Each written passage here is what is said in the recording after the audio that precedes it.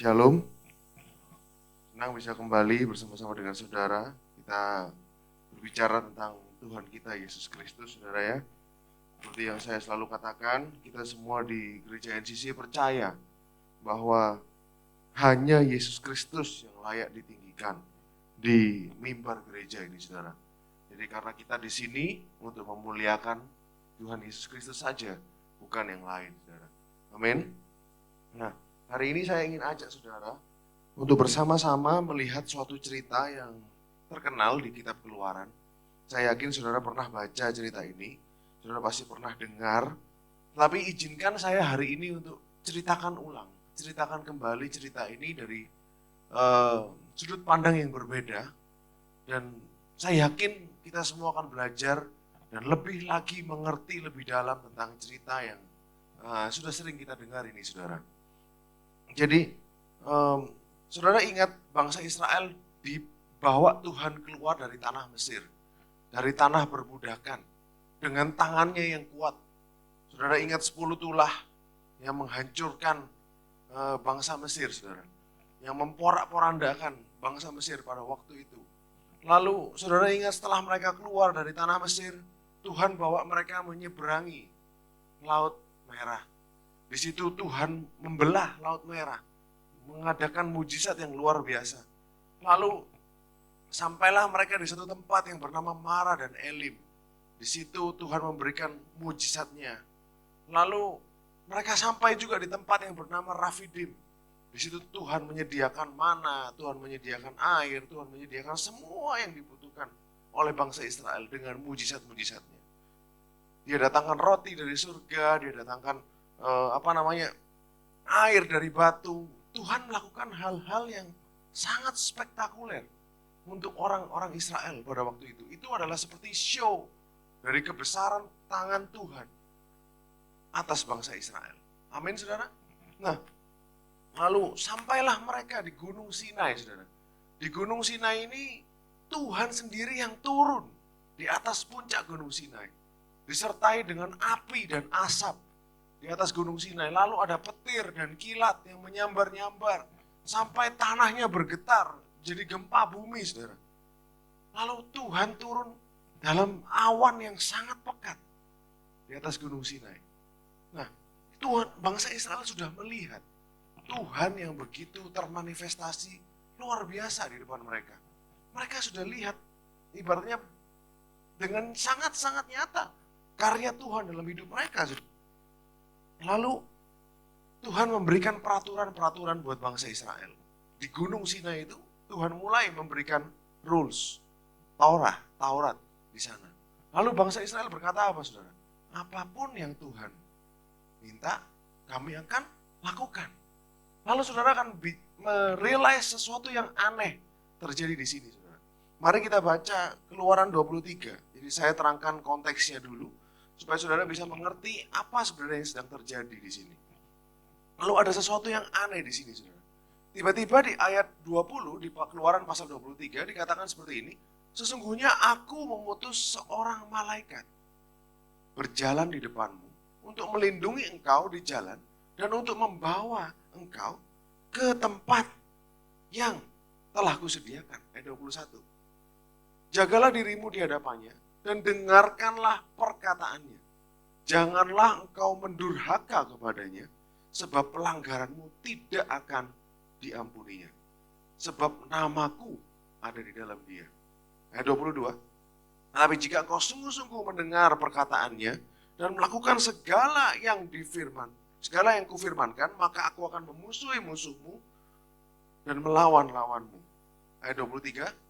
Sebab malaikatku, dikatakan lagi, malaikatku akan berjalan di depanmu dan membawa engkau kepada orang Amori, orang Het, orang Feris, orang Kanaan, dan orang Yebus, dan aku akan melenyapkan mereka. Nah, saudara, sampai di sini kita perhatikan dulu, saudara. Jadi kata-kata malaikat di sini, ini kalau kita lihat bahasa aslinya, saudara, itu kata malak. Boleh dibuka? Kata malak, saudara ya. Jadi ini Keluaran 23 ayat 20. Dikatakan, I will send before you an angel. Malak. Jadi sebenarnya kalau kita lihat teliti lebih dalam, angelnya perhatikan saudara, A-nya kecil. Perhatikan saudara, huruf A-nya kecil. Kalau saudara buka kata-kata malak ini, saudara artikan diklik di atasnya itu, saudara akan lihat definisinya sebenarnya belum tentu ini malaikat, saudara. Belum tentu ini malaikat. Boleh dibuka yang definisinya malak. Jadi kata-kata malak ini, saudara, jangan terlalu, itu adalah definisinya sebenarnya a messenger, pembawa pesan. Pembawa pesan tidak harus malaikat. Pembawa pesan bisa jadi nabi, bisa jadi imam, bisa jadi utusan Tuhan siapapun, saudara. Jadi malak ini tidak spesifik malaikat. Saya ingin jelaskan kepada saudara, boleh di scroll atas ya. Nah, jadi prophet juga bisa malak. Seorang nabi juga bisa disebut malak. Priest, imam juga bisa disebut malak, saudara. Jadi dan bahkan teofani, di bawahnya ada lagi yang D, boleh dilihat poin D, naik lagi ke bawah, naik ke atas, scroll up. Oh nggak ada udah. Jadi yang D, poin D ini kalau kemarin saya potong saudara. Jadi teofani, jadi Tuhan yang menjelma menjadi manusia juga bisa disebut malak. Jadi apa yang disebut malak di sini? Tapi kita tahu pasti sepertinya ini bukan Tuhan sendiri yang berjalan bersama-sama dengan bangsa Israel. Nah, kita lihat di Keluaran pasal yang 13 ayat 21 sampai 22 dikatakan sebelumnya ini saudara ya, kita lihat tarik mundur sebelumnya dikatakan seperti ini. Tuhan berjalan di depan mereka. Jadi pada siang hari dalam tiang awan untuk menuntun mereka di jalan, pada waktu malam dalam tiang api untuk menerangi mereka, sehingga mereka dapat berjalan siang dan malam. Ayat 22. Dengan tidak beralih, tiang awan itu tetap ada pada siang hari, tiang api pada waktu malam di depan bangsa itu. Dikatakan ini Tuhan sendiri yang berjalan di depan mereka. Jelas saudara ya. Tapi kok tiba-tiba dia kirim malaikat? Nah, Keluaran 14 ayat 19 sampai 20. Saya akan tunjukkan bukti-bukti bahwa sebenarnya Tuhan sudah jalan dengan Israel. Lalu dikatakan kemudian bergeraklah malaikat Elohim. Jadi kalau M-nya besar, E-nya besar, ini sama malak. Tapi M-nya besar ini berarti Tuhan sendiri. Jadi kalau dalam bahasa Ibrani malak Elohim. Ya, jadi malak ha Elohim ini adalah malaikat Tuhan, yaitu Tuhan sendiri. Jadi M-nya besar itu Tuhan sendiri yang tadinya berjalan di depan tentara Israel, lalu berjalan di belakang mereka. Ini pada waktu tentara Mesir mengejar. Dan tiang awan itu bergerak dari depan, lalu berdiri di belakang mereka. Ayat 20. Demikian tiang itu berdiri di antara tentara orang Mesir dan tentara orang Israel. Oleh karena awan itu menimbulkan kegelapan, maka malam itu lewat sehingga yang satu tidak dapat mendekati yang lain semalam-malaman. Oke, satu bukti lagi. Ayat 24 sampai 25. Keluaran pasal 14. Dan pada waktu jaga pagi, in the morning time, Tuhan yang di dalam tiang api dan tiang awan. Berarti kan Tuhan sendiri, saudara. Di tiang api dan tiang awan. Memandang kepada tentara Mesir. Lalu dikacaukannya tentara orang Mesir itu.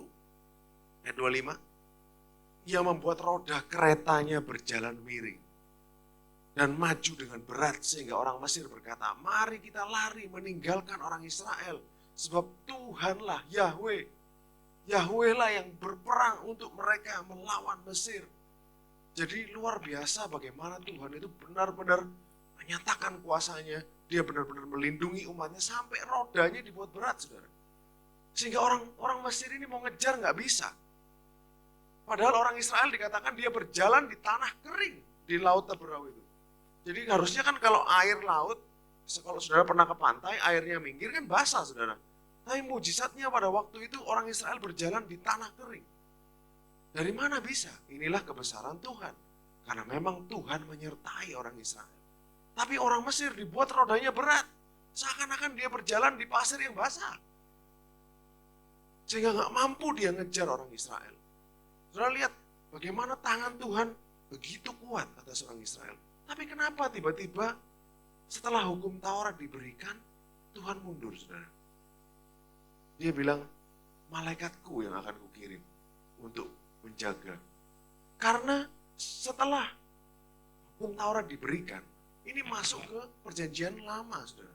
Masuklah ke perjanjian berdasarkan hukum, berdasarkan performance. Oleh karena itu Tuhan mundur.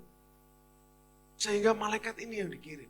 Padahal sebelum hukum Taurat diberikan, dari zaman Abraham sampai ke zaman sebelum Sinai, yang berlaku adalah kasih karunia. Orang Israel ngomel, dia kasih makanan. Orang Israel ngomel, dikasihkan air. Orang Israel ngomel, tetap Tuhan tolong. Tapi pada saat mereka masuk perjanjian, berdasarkan hukum Taurat, Tuhan mundur, saudara. Dia kirim malaikatnya untuk berjalan bersama-sama dengan orang Israel. Nah, cerita ini berlanjut, saudara ya. Dari sini backgroundnya, dulu Tuhan sendiri yang membimbing mereka, tiba-tiba Tuhannya mundur, dikirim utusannya. Utusannya tidak tahu siapa, saudara. Nanti kita akan lihat di Keluaran 32. Kita buka kisah Keluaran pasal 32 ayat 7-14. Nah, ceritanya Keluaran 32 ini Musa sedang di atas Gunung Sinai. Lalu tiba-tiba di bawah ini orang Israel karena nunggu Musa terlalu lama, dia membuat patung anak lembu emas. Jadi anak lembu emas ini dibuat pada saat Musa masih di atas, dia suruh orang Israel bilang, Harun ini kemana Musa? Kita butuh Tuhan untuk disembah. Jadi akhirnya dikasihkan semua perhiasan mereka dan dibuatlah anak lembu emas patung itu, saudara. Lalu disembah. Tuhan yang dari atas ngomong-ngomong sama Musa, dia tahu. Dia paham, saudara. Berfirmanlah Tuhan kepada Musa, pergilah, turunlah, sebab bangsamu yang kau pimpin keluar dari tanah Mesir telah rusak lakunya. Ayat 8, segera juga mereka menyimpang dari jalan yang kuperintahkan kepada mereka. Mereka membuat anak lembu tuangan dan kepadanya mereka sujud, menyembah dan mempersembahkan korban sambil berkata, Hai Israel, inilah Elohimmu yang telah menuntun engkau keluar dari tanah Mesir. Jadi baru sebentar dikasih, baru sebentar bikin perjanjian dengan Tuhan. Mereka sudah melanggar. Lagi firman Tuhan kepada Musa, telah kulihat bangsa ini dan sesungguhnya mereka adalah suatu bangsa yang tegar tengkuk. Tegar tengkuk, ayat 10. Oleh sebab itu biarkanlah aku, Tuhan marah besar, saudara. Tuhan bilang, biarkanlah aku supaya murkaku bangkit terhadap mereka dan aku akan membinasakan mereka. Tetapi engkau akan kubuat menjadi bangsa yang besar. Jadi Tuhan ngomong sama Musa, ini semua tak hancur noai. Dia bilang gitu mungkin dalam bahasa Jawa, saudara. Kamu akan kubuat menjadi bangsa yang besar. Jadi dia kayak restart, semuanya dihancurin, sisain Musa satu, dia buat bangsa dari Musa. Kita sudah pernah melihat ini terjadi, saudara. Kapan? Di zaman Nuh. Di zaman Nuh semua dihancurkan, sisain Nuh. Tuhan buat manusia yang baru melalui Noah covenant perjanjian Noah. Nuh. Jadi akhirnya dia jadi bangsa besar dari Nuh. Tuhan sudah pernah lakukan itu, saudara. Ayat 11 dikatakan apa, saudara? Lalu Musa mencoba melunakkan hati Tuhan. Saudara perhatikan di sini, saudara ya, apa yang terjadi? Sautan omongan, pembicaraan, conversation antara Musa dan Tuhan ini luar biasa di sini. Dikatakan, mengapa Tuhan murkamu bangkit terhadap umatmu yang telah kau bawa keluar dari tanah Mesir dengan kekuatan yang besar dan dengan tangan yang kuat. Ayat 12, mengapa orang Mesir akan berkata, dia membawa mereka keluar dengan maksud menimpakan malapetaka. Nanti jadi omongan di antara orang Mesir, dibawa keluar untuk dibunuh. Membunuh mereka di gunung dan membinasakannya dari muka bumi. Berbaliklah dari murkamu yang menyala-nyala itu. Menyesallah karena malapetaka yang hendak kau datangkan kepada umatmu. Saudara, kalau saudara lihat ini gak sopan sekali, saudara. Tuhan dibantah, saudara ya. Musa berani saudara lakukan itu. Karena dia dekat dengan Tuhannya. Dikatakan, berbaliklah dari murkamu. Kalau dalam satu terjemahan, stop. Tuhan, stop. Turn away from your fierce anger. Jadi kayak ada tanda seru gitu, saudara. Jadi seakan-akan dia ini membantah Tuhan. Stop, menyesallah Tuhan. Stop Tuhan, ojo dilanjut no. Seakan-akan membantah Tuhan. Bagaimana bisa ibaratnya bagi orang Kristen, orang Yahudi, bahkan orang Muslim pun pasti akan bingung. Kok bisa ya ngomong seperti ini sama Tuhan? Kok berani ya? Tapi saudara, inilah audacity. Jadi apa ya? Keberanian untuk ngomong dengan Tuhan ini dimiliki Musa dan Abraham. Abraham juga pernah, saudara, seperti ini. Kalau saudara ingat ceritanya bagaimana dia ngomel, dia nggak dikasih anak sama Tuhan. Oh, biarlah Eliezer jadi penerusku. Itu kan penuh dengan marah sebenarnya. Dia ada elemen marah dia ngomong seperti itu. Tapi tuh kita kenal satu hal tentang Tuhan kita, saudara ya. Tuhan kita tidak takut terima komplain kita. Dia tidak tersinggung terima amarah kita. Dia nggak tersinggung kalau kita ngomong balik argumen dengan dia, berdebat dengan dia. He's a big boy. Dia orang yang dewasa. Dia bisa handle semua komplain kita, semua keluh kesah kita, semua tangisan kita, semua amarah kita. Dia bisa handle, saudara. Dia bukan orang yang ngambekan. No. Tuhan justru lebih senang kita ngomong sama dia daripada kita diam. Paling enggak kita ngomong dengan dia, curahkan isi hati kepada dia, ngomong apa adanya dengan dia, itu jauh lebih baik. Dia lebih happy daripada kita diam. Karena lihat di sini bagaimana para patriark ya, ibaratnya di dalam kitab Taurat itu bisa berdebat dengan Tuhan. Seperti itu. Lalu ayat 13, Musa bilang apa? Ingatlah Abraham, Ishak dan Israel, hamba-hambamu itu, sebab kepada mereka engkau telah bersumpah demi dirimu sendiri. Tuhan digituin, sudah diingatkan janjinya Tuhan. Tuhan pernah janji gak tuh ke Abraham, Ishak dan Israel? Kamu pernah bersumpah Tuhan dengan berfirman kepada mereka, aku akan membuat keturunanmu sebanyak bintang di langit. Seluruh negeri yang telah kujanjikan akan kuberikan kepada keturunanmu, supaya dimilikinya untuk selama-lamanya. Diingatkan janjinya Tuhan yang dulu, saudara. Tuhan ini lagi marah, diingetin. Tuhan ingat Abraham, Ishak dan Yakub. Ayat 14, amazing, saudara.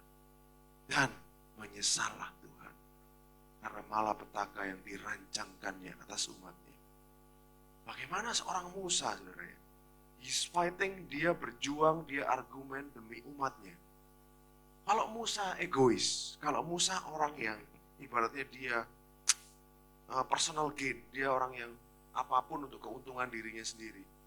Pasti pada saat Tuhan bilang, akan kuhancurkan mereka semua, akan kubuat bangsa besar dari kamu. Dia bilang, oke Tuhan, mari silahkan Tuhan. Pasti dia akan bilang seperti itu. Tapi Musa enggak. Saudara harus paham, mindsetnya Musa adalah the people, Israel. Mindsetnya Musa adalah tentang umatnya. Jadi dia berdiri di situ bukan hanya mewakili dirinya sendiri, tapi dia mewakili umatnya. Oke saudara, sampai sini saudara bisa mulai menangkap saudara ya. Apa sih sebenarnya kita nikmati saudara pembicaraan ini. Apa yang terjadi dengan Musa. Lalu kita lanjut di ayat 30 sampai 35. Kalau saya singkatin aja ceritanya, pada waktu itu setelah itu Musa turun, dia bawa 2 loh batu yang dengan tulisan tangan Tuhan. Lalu loh batunya dihancurkan, lalu dia marah, itu anak lembu emas itu dihancurkan juga, lalu digiling sampai halus, campur dengan air, disuruh orang Israel minum. Jadi Musa ini keras juga saudara ya. Inilah zaman hukum Taurat. Disuruh minum air campur debu emas saudara. Orang Israel. Lalu belum puas sampai situ, orang Israel masih ngawur saudara. Dia panggil orang Lewi, siapa yang di sisi Tuhan. Lalu orang Lewi datang semua, 3.000 orang dibunuh. Setelah itu. Lalu setelah itu, apa yang terjadi? Musa berkata kepada bangsa itu. Setelah semuanya ini saudara, kamu ini telah berbuat dosa besar. Tetapi sekarang aku akan naik menghadap Yahweh. Mungkin aku akan dapat mengadakan apa saudara? Pendamaian. Karena dosamu itu. Boleh dibuka ayat dalam bahasa aslinya. Jadi kata-kata pendamaian ini saudara. Itu kalau saudara buka I can make atonement. Ini katanya sebenarnya artinya kafar, atonement. Yang kita dapat dalam hari raya Yom Kippur. Yom Kafar. Jadi dia mendamaikan, menjadi juru damai. Kan kalau Yom Kippur, hari raya Yom Kippur, boleh dibuka bahasa kafarnya. Hari raya Yom Kippur adalah pendamaian antara Tuhan dan manusia. Siapa yang mendamaikan? Siapa yang maju pada waktu hari raya Yom Kippur? Seorang imam, saudara. Jadi yang Musa lakukan di sini, dia mengadakan pendamaian antara Tuhan dan bangsa Israel. Dia acting seperti imam. Mengadakan pendamaian untuk umatnya. Ini loh yang benar tuh seperti ini, saudara. Nah, jadi kafar itu peace, cover. Kemarin saya cerita dengan Bu Lili dan Pak Heru dan Pak Hadi tentang bagaimana Bahtera Nuh itu dilapisi oleh kafar, dilapisi dengan pendamaian. Nanti saya akan ceritakan lebih lanjut di mungkin di fellowship selanjutnya, saudara. Jadi Musa misinya ke atas, dia punya misi, mau mengadakan pendamaian, ayat 31. Dia mau membela umatnya, mau mendamaikan antara umatnya dan Tuhan. Lalu kembalilah Musa menghadap Tuhan dan berkata, bangsa ini telah berbuat dosa besar, sebab mereka telah membuat ilah emas bagi mereka. Ayat 32. Tetapi sekarang, dia bilang ke Tuhan, saudara, kiranya engkau mengampuni dosa mereka. Dia berjuang demi umatnya. Kiranya engkau mengampuni dosa mereka itu. Dan jika tidak, saudara, luar biasa Musa, hapuskanlah namaku dari dalam kitab yang telah kau tulis. Sampai seperti itu loh, saudara. Dia bela orang Israel sampai bilang, Tuhan, kalau engkau nggak ngampuni mereka, sekalian aku hapus saja. Kalian binasakan saya. Aku tak ikut mati aja bareng mereka kalau engkau nggak ngampuni. Hapuskan namaku dari kitab yang kau tulis. Makanya orang Israel sangat, ibaratnya Musa ini benar-benar pahlawan buat mereka, national hero buat mereka karena ini yang dia lakukan, saudara. Dia argumen dengan Tuhan sampai mengorbankan dirinya. Tadi ditawarin kamu akan dibuat bangsa yang besar, gak digubris, saudara. Gak mau. Justru malah dia nawarin, kalau Tuhan tidak ampuni, aku sekalian gak usah diampuni. Aku sekalian dihapuskan. Ayat 33. Tetapi Tuhan berfirman kepada Musa. Jadi Tuhan jawab Musa. Dia bilang seperti itu, Tuhan jawab apa, saudara? Siapa yang berdosa kepadaku, nama orang itulah yang akan kuhapuskan dari dalam kitabku. Tuhan cinta, saudara, sama Musa. Dia gak mau hapuskan. Karena dia benar-benar kelihatan di sini dia ngeman bener sama Musa gitu, saudara. Enggak, siapa yang berdosa kepadaku, nama orang itulah yang akan kuhapuskan. Saudara bisa lihat ya, betapa Tuhan ini cinta dengan Musa. Ayat 34. Tetapi pergilah sekarang, tuntunlah bangsa itu ke tempat yang kusebutkan kepadamu. Akan berjalan, siapa saudara? Malaikatku. Di depanmu, tetapi pada hari pembalasanku, aku akan membalaskan dosa mereka kepada mereka. Jadi saudara perhatikan di sini, di jalan malaikat lagi. Disebutkan lagi yang tadi, malaikat huruf kecil, saudara. Malaikatnya yang akan berjalan di depan. Kita akan lihat ini beberapa kali lagi, saudara. Lalu, Keluaran 33 ayat 1 sampai 11. Dikatakan seperti ini, saudara. Ini lanjutnya ya. Tadi 32 habis, kita masuk 33. Ayatnya agak banyak, tapi saya jelaskan sambil kita baca. Supaya saudara bisa mengerti, baca Alkitab, supaya saudara bisa melihat kisah ini, kalau saudara baca lagi, saudara bisa paham. Oh, pernah jelasin. Berfirmanlah Tuhan kepada Musa, pergilah, berjalanlah dari sini, engkau dan bangsa itu yang telah kau pimpin keluar dari tanah Mesir, ke negeri yang kujanjikan dengan sumpah kepada Abraham, Ishak dan Yakub. Demikian, kepada keturunanmu akan kuberikan negeri itu. Yang kedua, aku akan mengutus orang malaikat. Malah, ini artinya messenger. Messengernya, utusannya Tuhan akan dikirim lagi. 3 kali Tuhan bilang. Dan akan menghalau orang Kanaan, orang Amori, orang Het, orang Feris, orang Hewi, dan orang Yebus. Ayat 3, yakni ke suatu negeri yang berlimpah susu dan madu, sebab aku tidak akan berjalan di tengah-tengahmu. Tuhan bilang apa, saudara? Aku gak mau di tengah-tengahnya orang Israel ini. Karena engkau ini bangsa yang tegar tengkuk. Tuhan sudah ngomong loh, dia gak mau jalan sama Israel lagi. supaya aku jangan membinasakan engkau di jalan. Ayat 3, ayat 4. Ketika bangsa itu mendengar ancaman yang mengerikan ini, berkabunglah mereka. Dan seorang pun tidak ada yang memakai perhiasannya. Takut semua, saudara. Berfirman Tuhan kepada Musa, katakan kepada orang Israel, kamu ini bangsa yang tegar tengkuk. Jika aku berjalan di tengahmu sesaat pun, tentulah aku akan membinasakan kamu. Galak sekali Tuhan ya, saudara ya. Jadi dia benar-benar fierce, berbeda dengan Tuhan sebelum zaman hukum Taurat. Ini sudah zaman hukum Taurat, dia tegas sekali, saudara. Oleh sebab itu, tanggalkan perhiasanmu, maka aku akan melihat apa yang akan kulakukan kepadamu. Ayat 6, demikian orang Israel tidak memakai perhiasan lagi sejak dari gunung Horeb. Sejak itu orang Israel tidak pakai perhiasan lagi. Nah ini saudara, unik. Lalu ayat 7, Musa mengambil kemah dan membentangkannya di luar perkemahan. Jauh dari perkemahan. Menamainya kemah pertemuan. Setiap orang yang mencari Tuhan, keluarlah ia pergi ke kemah pertemuan yang di luar perkemahan. Musa dengar itu saudara, dia tahu langsung, wah gak bisa ini. Bawa kemahnya keluar. Supaya kalau Tuhan datang, jangan deket-deket sama bangsa Israel. Karena kemah ini adalah tempat Musa bertemu dengan dia, dengan Tuhan. Oleh karena itu langsung sama Musa dikukuti ini semua kemahnya dibawa keluar saudara. Wah ini bahaya ini, bisa mati ini bangsa ini. Kalau Tuhan sudah bilang gini, dibawa keluar. Pergi ke kemah pertemuan yang di luar perkemahan. Ayat 8, jauh dari perkemahan katanya. Apabila Musa keluar pergi ke kemah itu, bangunlah seluruh bangsa. Berdirilah mereka masing-masing di pintu kemahnya. Saudara bayangin saudara ya. Jadi kayak baris. Dan mereka mengikuti Musa dengan matanya sampai ia masuk dalam kemah. Ayat 9. Apabila Musa masuk dalam kemah itu, turunlah tiang awan. Jadi ada awan turun, berhenti di pintu kemah. Dan berbicaralah Tuhan dengan Musa di sana. 10.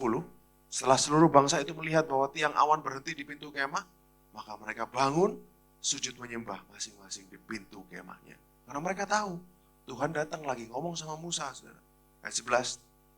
Tuhan berbicara kepada Musa dengan berhadapan muka.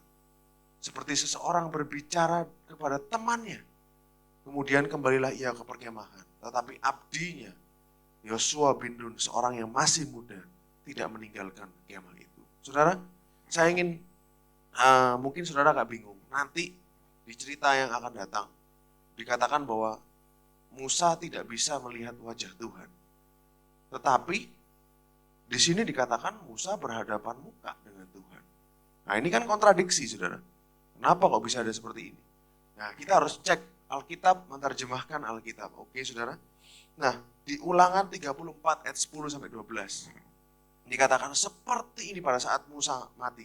Seperti Musa yang dikenal Tuhan dengan berhadapan muka.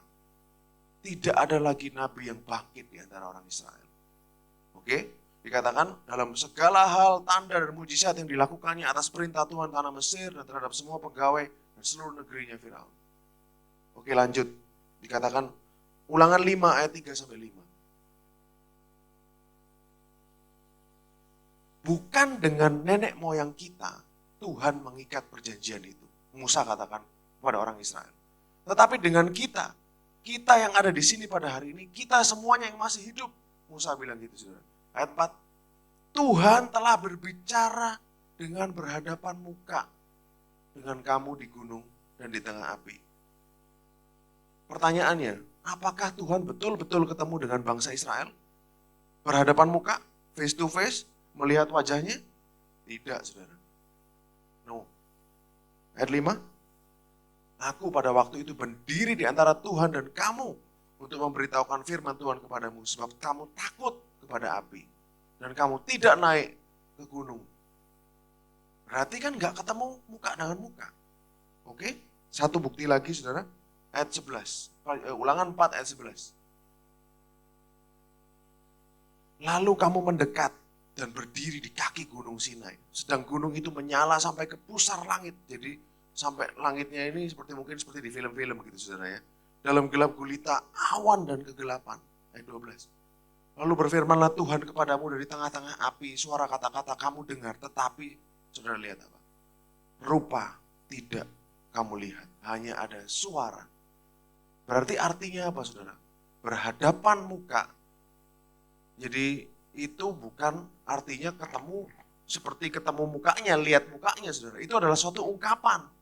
Panim el panim namanya dalam bahasa Ibrani, panim el panim, face to face. Panim el panim itu bukan seperti saudara saya dan saudara bertemu seperti ini.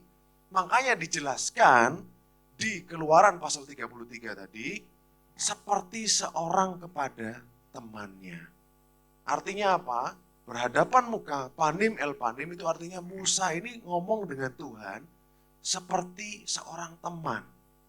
Seorang sahabat, dia dekat sekali, dia intim sekali dengan Tuhan. Dia kenal banget Tuhan ini siapa. Jadi bukan dia bertemu muka, saudara. Karena nanti saudara akan temukan bahwa yang lihat muka Tuhan mati, saudara. Jadi ini adalah ungkapan, saudara, dalam bahasa Ibrani. Jadi menandakan kedekatan antara Musa dengan Tuhan. Dia dekat sekali, seperti seorang sahabat. Oke? Lalu kita lanjut di Keluaran 33 ayat 12. Lalu berkatalah Musa kepada Tuhan, memang engkau berfirman kepadaku, suruhlah bangsa ini berangkat. Tetapi engkau tidak memberitahukan kepadaku, siapa yang kau utus bersama-sama dengan aku. Nah, ini logik saudara ya. Kalau Tuhan artinya malak itu malaikat, Musa pasti sudah tahu. Itu malaikat kok yang bakal diutus. Tapi dikatakan di sini Musa enggak tahu siapa yang bakal diutus. Berarti kata malak itu atau kata messenger utusan tadi belum tentu malaikat. Musa bilang, Tuhan kamu suruh kita berangkat. Tapi engkau tidak memberitahukan kepadaku siapa yang akan kau utus bersama-sama dengan aku. Sampai hari ini. Nah, Musa ngomong sama Tuhan saudara. Jadi dia seakan ngomel, siapa Tuhan yang mau kamu utus? Namun demikian, engkau telah berfirman. Nah, dia ingatkan lagi apa yang pernah Tuhan katakan kepada Musa. I know you by name. Dalam bahasa Inggrisnya. Aku mengenal namamu. Tuhan itu mengenal nama Musa. Dikatakan, I know you by name. Aku mengenal namamu. And you have found grace in my sight. Engkau sudah mendapat kasih karunia di hadapanku. Jadi somehow dalam pembicaraannya dengan Tuhan selama ini di kemah pertemuan, Musa pernah dapat omongan seperti ini dari Tuhan. Aku kenal kamu dengan nama dan engkau mendapat kasih karunia di depan mataku. Lalu Musa mengutip kata-katanya Tuhan. Tuhan, kamu loh pernah berfirman, aku ini mau kenal namaku. Dan aku ini mendapat kasih karunia di hadapanmu. Ayat 13. Dia ingatkan kata-katanya Tuhan. Maka sekarang Tuhan diingatkan. Lalu dikatakan, jika aku mendapat kasih karunia di hadapanmu, beritahukanlah jalanmu kepadaku. Sehingga aku mengenal engkau. Jadi tujuannya Musa adalah dia pengen kenal Tuhan lebih dalam. Oke, setuju saudara? Dia tanya jalannya Tuhan. Tuhan, jalanmu ini gimana? Sehingga aku bisa mengenal engkau. Jadi saudara perhatikan bahwa Musa sudah lihat semua kuasanya Tuhan. Musa sudah lihat semua tangannya Tuhan. Tapi dia masih mau lebih. Dia sudah lihat kuasanya Tuhan, tulah, laut, mana, air keluar dari batu, saudara. Dia sudah lihat bagaimana Gunung Sinai bergetar karena Tuhan. But he wants more. Dia mau lebih dalam lagi masuk dan kenal Tuhan. Saudara perhatikan cara pikirnya Musa. Saudara perhatikan hubungan back and forth ya, antara Musa. Ini sangat indah saudara. Bagaimana dia ingin kenal pribadinya. Supaya aku tetap mendapat kasih karunia di hadapanmu. Nah, yang terakhir ini ada kesalahan terjemahan, saudara. Dia putus, lalu dia katakan, ingatlah bahwa bangsa ini umatmu. Sebenarnya dalam dalam bahasa aslinya terjemahnya seperti ini. Supaya aku tetap mendapat kasih karunia di hadapanmu dan kamu melihat bangsa Israel sebagai milik. Jadi Musa tidak untuk dirinya sendiri saja. Musa berpikir tentang umatnya. He's always thinking about Israel. Dia selalu berpikir tentang Israel, Israel, dan Israel. Dia ingetin Tuhan, Tuhan kamu kan inget aku. Ya tolong kasih tahu aku ini jalanmu Tuhan. Supaya aku tetap dapat kasih karunia dan Israel tetap jadi umatmu. Kamu tetap mengingat Israel jadi umatmu. Dia bawa terus. Karena memang misinya Musa naik ke atas untuk Israel. Mengadakan pendamaian. Sampai di sini saudara bisa memahami saudara ya. Jalan pikirannya. Ayat 14. Lalu Tuhan berfirman. Dia langsung dikabulkan loh saudara. Dikatakan aku sendiri hendak membimbing engkau dan memberikan ketentraman kepadamu. Terjemahan yang lebih bagus adalah my presence will go with you. Hadiratku akan pergi memimpin engkau. And I will give you rest. Ingat gak siapa yang pernah bilang seperti ini? Tuhan Yesus. Jadi makanya kata-kata I will give you rest itu bukan hanya di sini saudara. Ada di Mazmur kalau gak salah atau di kitab para nabi, saya lupa di mana. Itu kata-kata I will give you rest. Itu adalah firman Tuhan sendiri. Makanya Yesus ngomong I will give you rest. Ini dia resonance dengan ini, paralel dengan ini. Karena dia Tuhan yang bisa memberikan rest adalah dia. Aku akan memberikan kepadamu kelegaan. Oke, dituruti saudara ya. Kata-katanya Musa, show me your way. Tunjukkan jalanmu Tuhan. Ya apa ini aku harus kemana? Kan kita disuruh pergi. Dia harus tunjukkan jalanmu Tuhan. Kalau kita mau kemana? Sehingga aku mengenal engkau. Oke Tuhan bilang, kalau dalam bahasa Ibrani lebih jelas lagi. My face will go with you. Jadi wajahku akan pergi bersama-sama dengan engkau. Jadi bahasa Ibrani adalah bahasa yang sangat ekspresif. Jadi kata-kata my presence, hadiratku akan atau aku sendiri akan pergi. Itu ungkapannya di mereka, my face will go with you.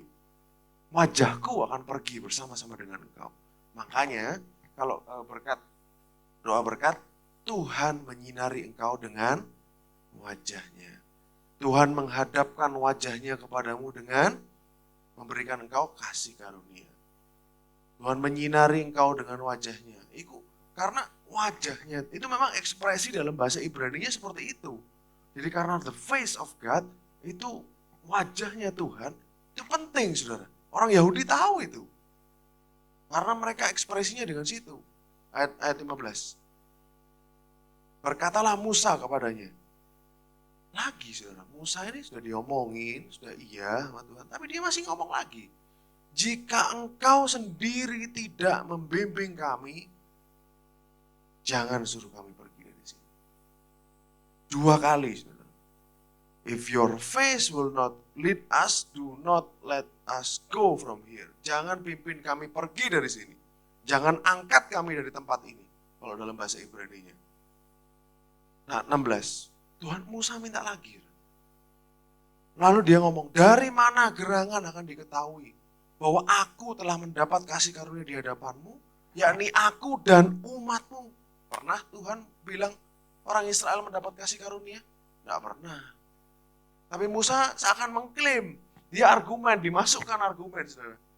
Tuhan, dari mana orang tahu bahwa aku mendapat kasih karunia di hadapanmu, yakni aku dan umatmu? Jadi karena dia membela Israel, saudara. Karena dia hatinya, dia harus mengadakan pendamaian antara Israel dan Tuhan. Yakni, bukankah karena engkau berjalan bersama-sama dengan kami, sehingga kami, aku dan umatmu ini dibedakan dari semua bangsa yang ada di bumi ini. Inilah definisi dari holy, kudus. Kudus itu artinya dibedakan, saudara. Jadi saudara kalau sudah pernah dengar perintah dipisahkan, kuduslah kamu sebab aku kudus. Pernah saudara dengar perintah itu? Kita seringkali diterangkan bahwa, oh kamu berarti harus tanpa dosa. Salah saudara. Karena apa? Dalam bahasa Ibraninya itu tidak jelas. Apakah itu perintah ataukah itu statement. Dalam bahasa Ibraninya kalau misalnya dikatakan kamu ini kudus karena aku kudus, bisa. Bukan kuduslah kamu, maksudnya kamu jadi kudus sebab aku kudus. Paham maksudnya saudara ya? Jadi itu belum tentu suatu perintah, itu adalah statement. Dan kita semua sudah tahu bahwa kudus ini bukan keadaan tidak berdosa.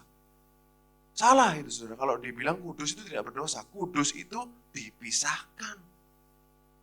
Ini seperti ini saudara, dibedakan. Kenapa orang Israel kudus? Karena Yahweh adalah kudus. Karena ada Yahweh dalam mereka. Oleh karena itu mereka dibedakan dari bangsa-bangsa lain. Makanya dikatakan, kamu ini kudus sebab aku kudus. Itu statement saudara. Kamu ini sudah kudus karena Yahweh ini kudus. Nah, semoga saudara bisa menangkap itu saudara ya. Jadi kudus bukan keadaan tanpa dosa. Itu salah terjemahan. Kudus adalah dipisahkan. Ayat 17. Berfirmanlah Yahweh kepada Musa. Juga hal yang telah kau katakan ini akan kulakukan. Karena engkau telah mendapat kasih karunia di hadapanku dan aku mengenal engkau. Jadi Tuhan 2 kali Musa minta, dijawab 2 kali juga. Juga hal yang kau katakan ini kulakukan karena you have found grace in my sight. Kamu sudah mendapat kasih karunia di depan mataku. Dan I know you by name. Dan aku kenal engkau. Amazing, saudara. Bagaimana Musa ini ngayal terus. Dia ngomongi ya gitu. Kok tanya terus gitu, saudara. Ayat 17. Karena Musa ingin memastikan. Benar enggak Tuhan berangkat gitu, saudara. Lalu ayat 18 ini yang seringkali diceritakan. Show me your glory. Perlihatkanlah kiranya kemuliaanmu kepadaku. Saudara sadar, Musa ini mintanya semakin hari semakin gede. Mintanya itu semakin hari semakin dalam, semakin banyak. Ini sudah dikasih, minta lagi, minta lagi. Mintanya tambah banyak terus. Show me your glory. Ini orang Yahudi tipikalnya mungkin seperti ini, saudara. Agak ngeyelan. Terus dikatakan glory ini apa, saudara? Glory ini kan bahasa aslinya kavod. Kavod itu dari bahasa akar katanya kefer, artinya berat, heavy. Apa sih maksudnya? Jadi kalau dalam ekspresi Ibrani, saudara, kalau saudara menghormati orang, honor, saudara menghormati, you honor a person, saudara menghormati orang, itu dikatakan saudara menganggap orang itu berat. You consider that person heavy. Saudara menganggap orang itu berat. Tapi kalau saudara tidak menghormati orang, dikatakan orang itu ringan. Saudara menganggap enteng orang itu. Dalam bahasa Ibrani seperti itu. Jadi saudara, kavod, glory, kemuliaan Tuhan, ini adalah esensinya dia. Beratnya dia, esensinya dia, intinya Tuhan itu apa? Musa sampai minta seperti itu loh saudara. Dia benar-benar pengen tahu Tuhannya ini siapa. Pribadinya seperti apa. Dia pengen tahu dalemannya Tuhan. Saudara. Ayat 19. Nah kita lihat reaksinya Tuhan. Aku akan melewatkan segenap kegemilanganku dari depanmu. Dan menyerukan nama Tuhan di depanmu. Saudara, tadi dia minta apa? Glory, kemuliaan. Lalu dijawab Tuhan apa? Aku akan melewatkan segenap kegemilangan. Bahasa aslinya adalah goodness, kebaikanku. Jadi Tuhan itu intinya adalah kebaikan.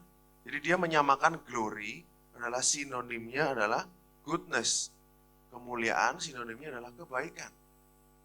Jadi seakan-akan dikatakan seperti ini. Lalu dia akan menyerukan nama Yahweh di depanmu.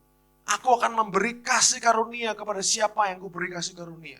Dan mengasihani siapa yang kukasihani. Kok intinya sudah grace. Dan sampai sini kan sudah grace intinya. Ayat 20. Lagi firman-Nya, engkau tidak tahan memandang wajahku, sebab tidak ada orang yang memandang aku dapat hidup. Musa, kamu nggak bisa lihat mukaku, karena tidak ada yang lihat mukaku dan hidup. Tuhan kasih batasan, gitu, saudara. Gak bisa Musa, cukup. Ayat 21. Berfirmanlah Tuhan, ada satu tempat dekatku di mana engkau dapat berdiri di atas gunung batu. Ayat 22. Apabila kemuliaanku lewat, if my glory pass by, maka aku akan menempatkan engkau dalam lekuk gunung itu dan aku menudungi engkau dengan tanganku sampai aku berjalan lewat. Saudara, perhatikan di sini. Harusnya kalau Tuhan bilang, enggak, stop Musa, cukup. Bisa? Tapi dia enggak, dia tidak lakukan itu. Dia kasih Musa maksimal yang Musa bisa tahan. Semaksimalnya, kan Tuhan mau Musa hidup, pasti saudara. Tuhan mau interestnya Tuhan, Musa tetap hidup dong, nggak mungkin dia mau Musa mati saudara, karena ketemu dengan dia. Jadi dia kasih semaksimalnya, sebanyak-banyaknya yang terjauh, pokok Musa masih tetap hidup. Batasannya segitu. Sampai maksimal apa yang bisa ditunjukkan. Yang penting Musa masih hidup. Selangkah lagi Musa mati kalau lihat wajahnya, saudara. Makanya dia nggak liatin wajahnya ke Musa. Ayat 23. Kemudian aku akan menarik tanganku dan engkau akan melihat belakangku. Tetapi wajahku tidak akan kelihatan. Saudara, perhatikan Tuhan yang saudara dan saya sembah. Dia bukan Tuhan yang akan menutup diri, saudara. Kalau saudara rindu, cari dia. Dia justru lebih senang menyatakan dirinya kepada saudara. Dia happy, reveal ini loh yang jadi pikiranku. Dia justru ingin mencurahkan, ibaratnya membuat dirinya dikenal oleh saudara. Dia pengen menyatakan semuanya kepada saudara. Apa yang menjadi isi hatinya, apa yang menjadi pikirannya, apa yang menjadi esensinya dia ingin nyatakan kepada saudara. Kalau saudara mau, if you ask, seperti Musa, you ask, kalau saudara rindu, dia will be more than happy to give it to you.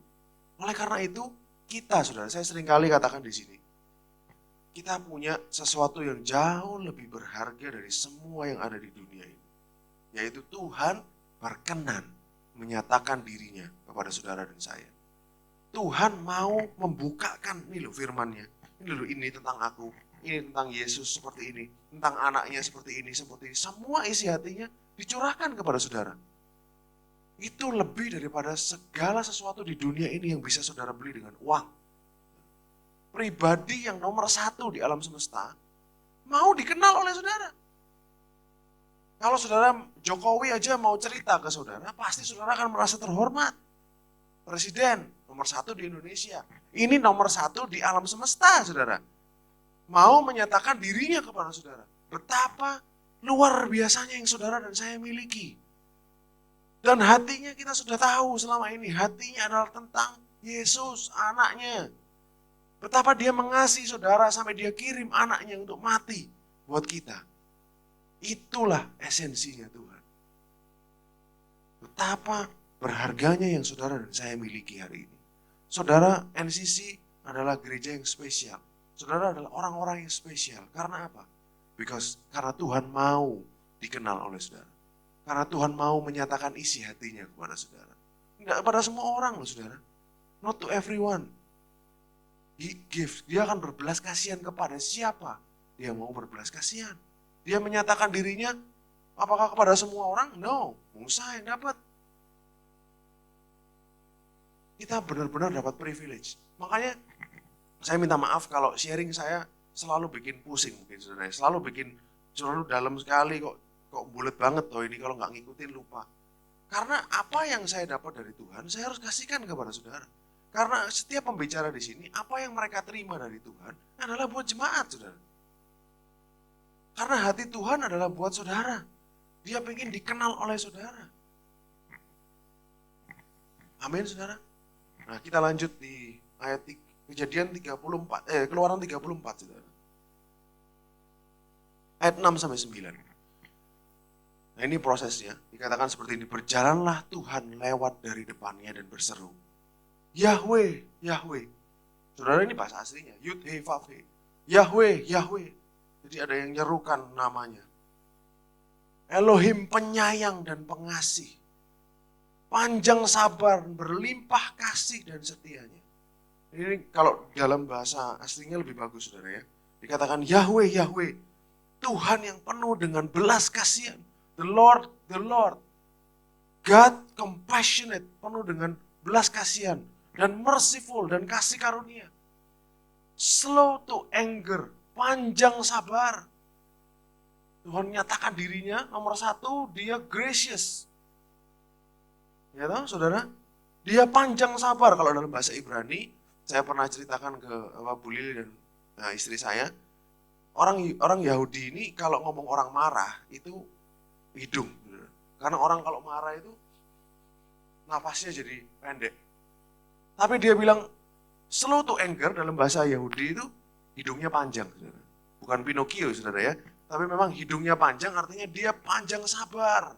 Gak cepat marah, saudara. Dan berlimpah. Nah, abounding ini berlimpah. Berlimpah apa, saudara? Faithfulness ini bahasa aslinya hesed. Saudara tahu bahasa hesed, saudara NCC pasti tahu. Hesed ini artinya grace. Kasih setia. Berlimpah kasih setia, grace and in truth, kebenaran. Ayat lanjutnya, yang meneguhkan kasih setia, lagi hesed ini saudara. Tuhan, yang meneguhkan kasih setianya kepada beribu-ribu orang, yang mengampuni kesalahan, pelanggaran, dan dosa. Amin saudara. Inilah Tuhan yang dan saya yang sembah, saudara dan saya sembah. Dia meneguhkan kasih karunia-Nya, hesednya, kasih setia itu hesed, saudara. Kepada beribu-ribu orang yang mengampuni kesalahan, pelanggaran dan dosa. Dikatakan selanjutnya, tetapi tidaklah sekali-kali membebaskan orang yang bersalah dari hukuman. Dia adil. Ini berbicara tentang justice. Yang membalaskan kesalahan Bapa kepada anaknya dan cucunya, kepada keturunan yang ketiga dan keempat. Tapi kita tahu karakternya Tuhan yang ini membuat dia harus menurunkan Yesus. Karena dosa tidak bisa disapu, bersih, oh ya sembunyikan aja, nggak dianggap saudara. Karena ada keadilannya dia. Sehingga Yesus harus turun ke dunia, jadi seperti manusia, jadi manusia mengambil tubuh manusia dan berkorban, menggantikan kita. Tapi Musa langsung tangkap ini saudara. Musa langsung, karena dia tangkap ini, dia dengerin di balik batu itu dia tangkap ini saudara. Lalu ayat 8, apa yang dilakukan Musa saudara? Segeralah Musa berlutut ke tanah, sujud menyembah. Ayat 9, dikatakan sekali lagi Musa minta, one more time. If I found favor in your sight, kalau aku mendapat kasih karunia di hadapanmu, Tuhan. Ini permintaannya Musa. Sampai 3 kali Musa minta. Berjalanlah kiranya Tuhan di tengah-tengah kami. Sekalipun bangsa ini bangsa yang tegar tengkuk, tapi ampunilah kesalahan dan dosa kami. Ambillah kami menjadi milik-Mu. Saudara, Musa tangkap tadi perkataannya Tuhan. Mengampuni pelanggaran, kesalahan, dan dosa. Dia tangkap saudara, ampunilah kesalahan dan dosa kami. Saudara, terjemahan yang benar, ini bukan sekalipun. Kalau saudara ganti kata sekalipun ini, balik aja di Indonesia aja. Saya terjemahkan dalam Alkitab bahasa Indonesia. Sekalipun ini yang aslinya adalah karena. Saudara, coba saudara baca lagi. Oh, terjemahan bahasa Inggris, bahasa Indonesia salah semua saudara. Dia bilangnya sekalipun, meskipun. Tapi kalau saudara lihat bahasa aslinya, tidak pernah kata ini diterjemahkan sekalipun. Selalu diterjemahkan karena. Kalau lihat di ayat-ayat lain. Jadi berjalanlah kiranya Tuhan di tengah-tengah kami. Karena kami ini bangsa yang tegar tengkuk. Saudara ganti kata karena, saudara akan paham. Musa adalah pribadi yang kenal Tuhan. dan kenal bangsa Israel. Kenapa dia minta Tuhan berjalan di depan bangsa Israel? Kenapa dia minta Tuhan sendiri yang berjalan bersama-sama dengan dia? Karena dia tahu, kalau malaikat yang berjalan, mati semua. Karena malaikatnya tidak mengampuni dosa. Musa tahu bahwa harus Tuhan sendiri yang berjalan di antara mereka. Karena Tuhan ini panjang sabar. Karena dia mengampuni pelanggaran, kesalahan, dan dosa. Itulah karakternya dia. Sampai sini saudara paham intinya kenapa kok Musa sampai seperti ini saudara. Karena dia tahu best chance-nya orang Israel untuk survive adalah kalau Tuhan sendiri datang. Karena Tuhan masih bisa mengampuni. Malaikatnya nggak bisa. Bangsa Israel ini tegar tengkuk, pasti dosa. Musa paham itu saudara. Intinya dari cerita ini adalah ini saudara. Kenapa kok sampai Musa bilang show me your glory? Karena dalam hatinya dia mikir bangsa Israel saudara. Dia berpikir tentang bangsa Israel.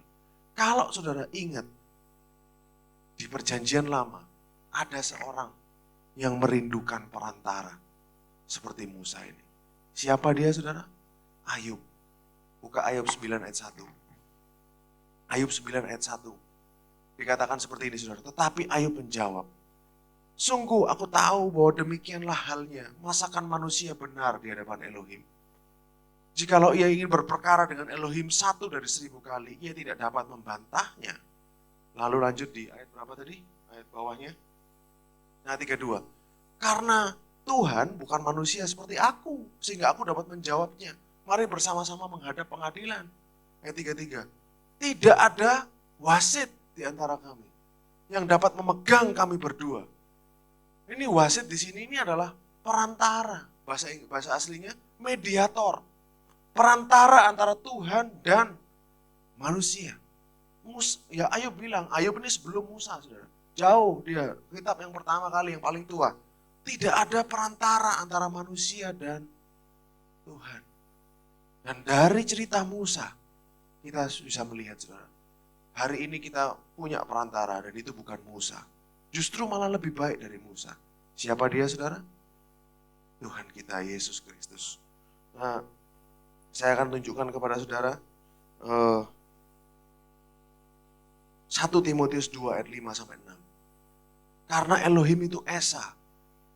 Dan Esa pula dia yang menjadi pengantara antara Elohim dan manusia, yaitu manusia Kristus Yesus. Ayat 6, yang telah menyerahkan dirinya sebagai tebusan bagi semua manusia. Lalu lanjut di Ibrani 7 ayat 24-25. Ini berbicara tentang imam besar. Memang imam besar tugasnya menjadi perantara antara manusia dan Tuhan.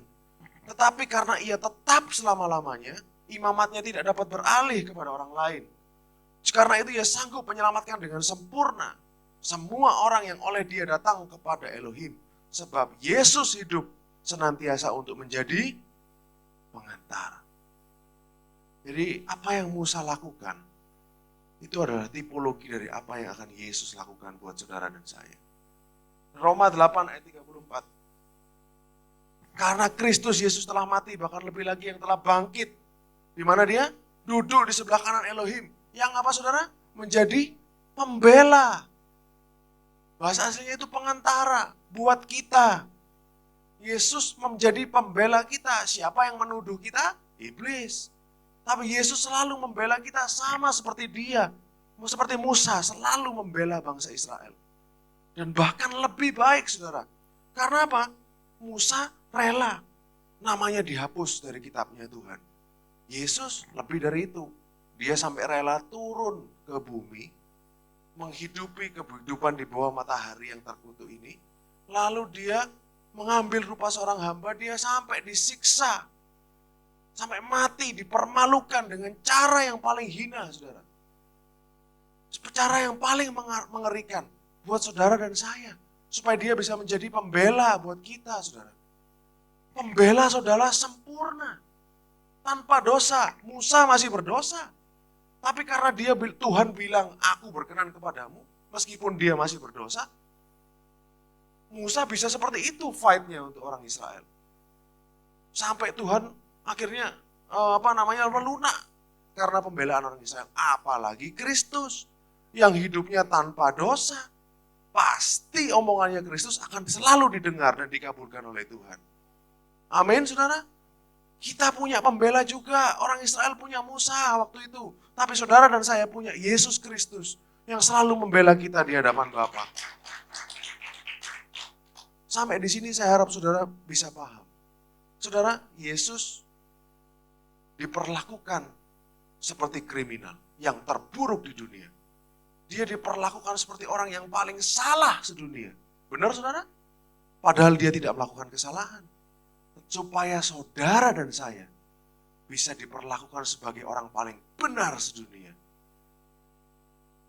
Saudara renungkan itu saudara.